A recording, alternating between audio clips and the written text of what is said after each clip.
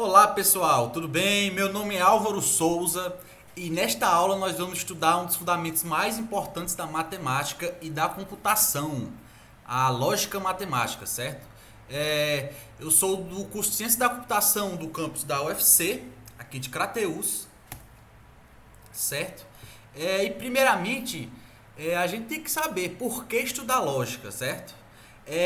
A lógica ela vai estar presente em praticamente toda a ciência da computação.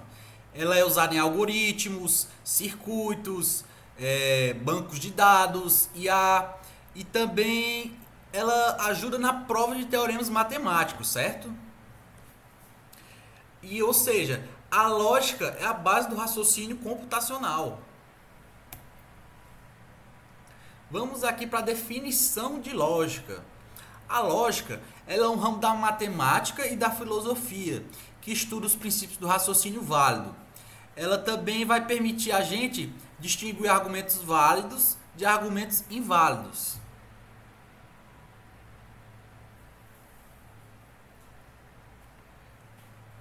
Imagine a seguinte situação: todos os humanos são mortais. Sócrates é humano. Qual conclusão podemos tirar de Sócrates e dessas duas frases? Ora, se todos os humanos são mortais e Sócrates é humano, logo Sócrates é mortal. Esse tipo de raciocínio estruturado, ele é exatamente o que a lógica vai estudar, né? O estudo formal da lógica começou com o filósofo grego Aristóteles. Ele desenvolveu regras para garantir que o raciocínio esteja corretamente encadeado. Ou seja, conclusões corretas sejam obtidas a partir de premissas verdadeiras. Ele desenvolveu as regras para que isso aconteça. Agora vamos lá. O que é uma proposição? Uma proposição é uma frase declarativa que pode ser verdadeira ou falsa. Exemplo: 2 mais 3 é igual a 5. A Terra gira em torno do Sol. Fortaleza é a capital do Ceará. Se você prestar atenção nessas três frases, eu posso atribuir o valor verdadeiro ou falso a elas. Por exemplo, 2 mais 3 é igual a 5. É verdade, né? A Terra gira em torno do Sol. Eu posso dizer que é verdade ou falso. No caso aqui, é verdade. Fortaleza é a capital do Ceará. É verdade. Eu posso dizer se é verdade ou falso. Certo? Agora vamos para as frases que não são proposições. Perguntas, ordens e exclamações, elas não possuem valor lógico. Por exemplo, como você está? Feche a porta. Que horas são? Como você está? Eu posso dizer, eu posso atribuir algum valor lógico?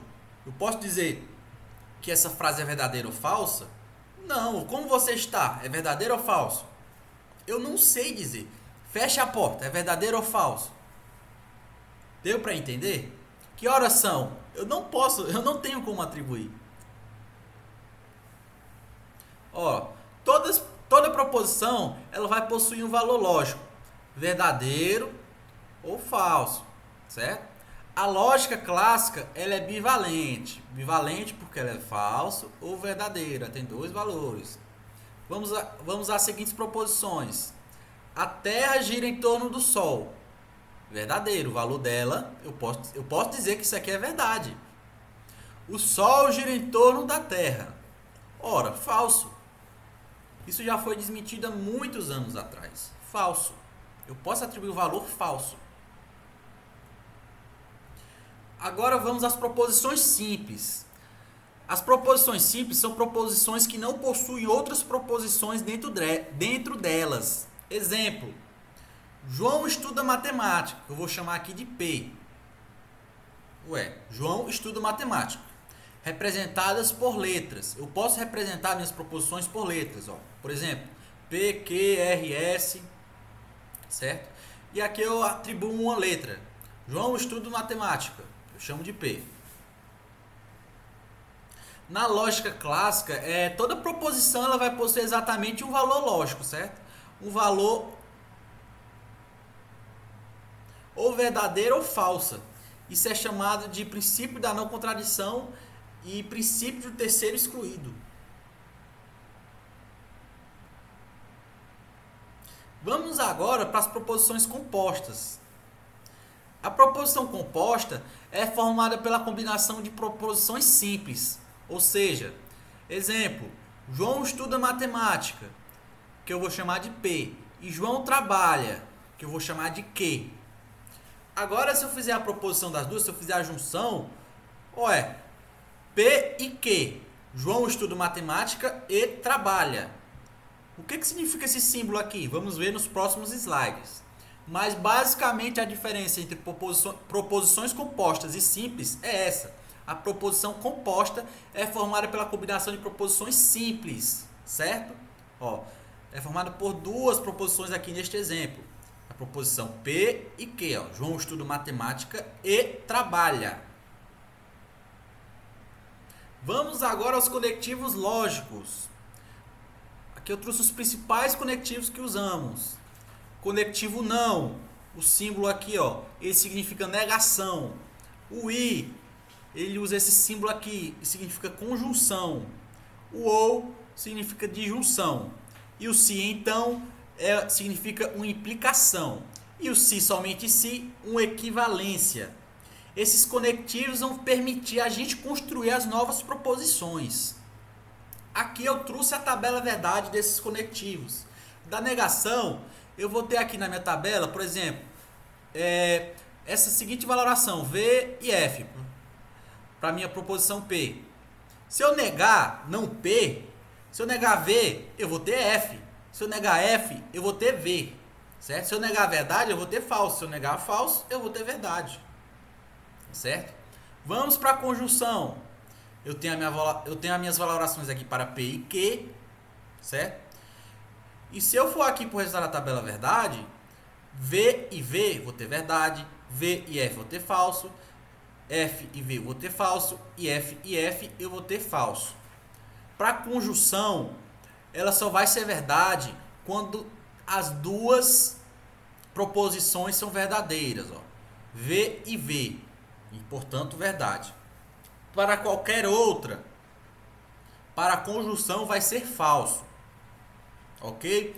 Todas as duas proposições têm que ser verdadeiras. Já na disjunção, basta uma para me ser verdadeira. Certo?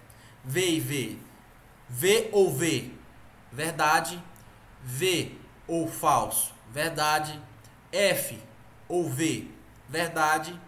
E F ou F é falso. Falso ou falso é falso. Certo? Agora vamos para a condicional, também é chamada de implicação. Ela funciona basicamente como uma promessa. Tipo, quando uma mãe promete que se eu for no mercado, então eu vou trazer alguma coisa para você. Quando a mãe promete isso para o filho. Basicamente funciona uma condicional, uma condição, como uma promessa. Certo? Álvaro, mas como assim? Vamos logo aqui. Se a gente prestar atenção, o único caso aqui que vai ser falso é quando a minha primeira proposição ela é verdadeira e a segunda é falso. Ou seja, se V, então F, logo vai ser F. Se P, então Q, vai ser F. Lê-se da seguinte maneira. Vamos fazer comparação com a frase. Se eu for na rua, então eu trago algo para você. Vamos lá. Vamos supor, eu fui na rua. Eu sou a mãe, eu fui na rua, então é verdade. Mas só que eu vou na rua e eu não trago o que eu prometi pro meu filho. Então eu menti, foi uma falsidade. Logo eu quebrei a minha promessa, então é falso. Ora, se eu for na rua, então eu trago algo para você, eu não trouxe. E eu fui na rua, logo é falso. Aqui para as outras, se eu for na rua, eu vou trazer algo para você. Eu fui na rua e trouxe algo para você, ó. Ou seja, V e V. No caso, é verdade, certo? Aqui para as outras, ó. Se eu for na rua, desde já, ó, já deu falso aqui. Eu não fui na rua. Ou seja, independente aqui da minha segunda proposição, eu não vou estar tendo o valor falso, porque eu não estou me contradizendo. Porque eu falei se eu fosse na rua. E no caso aqui, ó, como a gente tem os valores aqui falso, eu não fui na rua. Então, eu não trago nada para você. Então, sei lá, eu peço para alguém trazer para mim aqui, por exemplo, verdade, tá entendendo? Mas basicamente essa comparação aqui que eu fiz significa isso. A condicional ela vai ser falsa somente quando a primeira proposição for verdadeira e a segunda for falsa. Ou seja, se V, então F. Qualquer outra vai ser verdadeira. Qualquer outra valoração aqui da minha tabela, ela vai ser verdade. Agora vamos para a bicondicional ou biimplicação. Ela funciona basicamente igual como a condicional, só que ela funciona no sentido indo e voltando, certo? A gente não faz V, se V então F, a gente faz se F então V voltando também, certo? É uma forma assim de melhorar a compreensão. Ou seja, os únicos casos que serão falsos serão quando a minha primeira proposição ela for verdade, a minha segunda for falsa, e também quando a minha proposição, a primeira for falso e a segunda for verdadeira. Nesse caso aqui eu terei falso. Para qualquer outra valoração aqui dessa minha tabela verdade, da bicondicional, ela será verdade. Se a gente for ver, ó, se V, então F, ó. De cara aqui, ó, já é igual com essa daqui de cima, então é falso. Agora, se F, então V. Ó, se F, então V, é verdade, ó. Só que a gente faz voltando também. No caso, se V, então F. Opa, a gente tem exatamente isso daqui, ou seja, uma falsidade. Agora vamos para a tabela verdade. É uma ferramenta que é usada para determinar o valor lógico de proposições compostas. Se uma proposição composta possui n proposições simples, então sua tabela verdade terá 2 elevado a n linhas. Um exemplo aqui, ó, se eu tenho uma proposição, eu vou ter 2 linhas, ou seja, 2 elevado a 1. Se eu tenho 2 proposições, vou ter 2 elevado a 2, que é igual a 4. Se eu tiver 3 proposições, eu vou ter 2 elevado a 3, que é 8 linhas. Certo? Classificação de proposições. Tautologia é quando sempre for verdade. Contradição é quando sempre for falso. Contingência é quando não é nenhum e nem outro. Ou seja, às vezes verdadeira e às vezes falsa. Um exemplo de tabela verdade. Proposição P e Q. Ó, V e V, verdade. Para as outras aqui é falso, certo? Ó, temos 2 proposições aqui, né? Eu tenho 2 elevado a 2 e eu vou ter 4 linhas. Para me montar a minha tabela verdade, eu divido 4 por 2, que é a minha quantidade de linhas. 4 dividido por 2 vai dar 2. Eu atribuo 2 valores verdade e 2 valores Fs para me construir as minhas linhas e colunas. Quando eu vou passar para a minha próxima proposição, eu divido o resultado que eu obtive na coluna anterior por 2 novamente. No caso, 2 dividido por 2 dá 1. Aqui eu coloco V, F, V, F, assim sucessivamente. Exemplo de tautologia. P e não P, negado. Ó, eu tenho a minha tabela do P, a tabela do não P, que é contrária à tabela do P, e eu vou fazer, ó, P e não P, logicamente vai dar falso. Agora, se eu negar isso tudo, se eu negar F, o que acontece? Vira verdade. Falso negado, ou seja, vira V. Ou seja, se eu negar aqui, ó, meu P em I não P, que deu F, vira V. Quanto em cima aqui, ó, quanto embaixo. E se a gente reparar aqui, nessa coluna, que é o resultado final da nossa tabela, a gente só tem verdades. Ou seja, é uma tautologia. Agora vamos para um exemplo de contradição. Temos a proposição P e não P.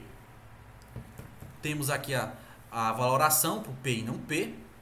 E se a gente for reparar aqui, ó, sempre é falso. Não tem verdade, tá vendo?